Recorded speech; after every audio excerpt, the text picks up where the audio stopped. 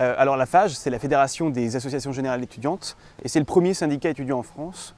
Et plus qu'un syndicat d'ailleurs, c'est aussi une association qui regroupe 54 fédérations, plus de 2000 associations étudiantes sur tout le territoire, 300 000 adhérents et qui gère au quotidien des services et de l'animation des campus et notamment 14 épiceries sociales et solidaires, les Agorae, pour accompagner les étudiants qui sont en situation de précarité et pour les aider à se nourrir pour 90% moins cher que dans les commerces de proximité. Oublier du logement au moins en partie, parce qu'aujourd'hui il y a de plus en plus d'étudiants. Chaque année on a 50 000 étudiants supplémentaires sur le territoire. On est 2,6 millions aujourd'hui. Et sur ces 2,6 millions, l'accès au logement pour étudier c'est fondamental. La capacité de partir de chez ses parents, de trouver un logement à proximité des campus, c'est un facteur de réussite, mais c'est surtout le premier vecteur d'autonomie.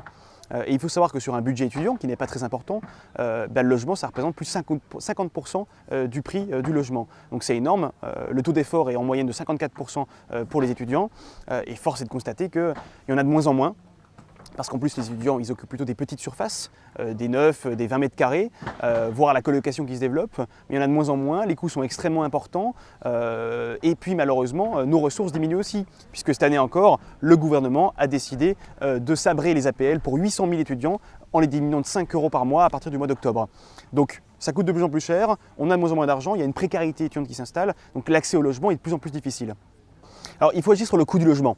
Comment on fait? Déjà on construit plus et on encadre les loyers des petites surfaces, comme c'est le cas aujourd'hui à Paris et à Lille. C'est un premier levier.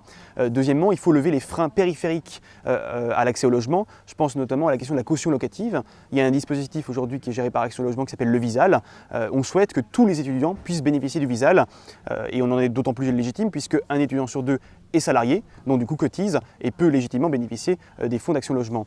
Et enfin, plus globalement, le gouvernement souhaite réformer les APL, on n'y est pas fermé, mais c'est les aides sociales étudiantes qu'il faut réformer. Parce que le problème, c'est aussi les ressources des étudiants. Il faut permettre à chaque jeune qui souhaite étudier d'avoir suffisamment de moyens, peu importe son origine sociale, pour pouvoir accéder à un logement et étudier correctement.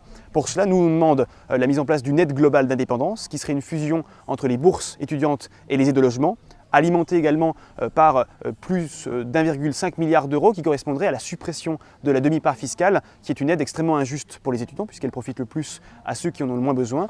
Et avec cette aide linéarisée, on permettrait aux plus précaires, mais aussi aux classes moyennes qui sont aujourd'hui, qui souffrent des injustices de notre système social qui n'est pas adapté, d'avoir suffisamment de ressources pour pouvoir se permettre d'avoir accès à un logement autonome.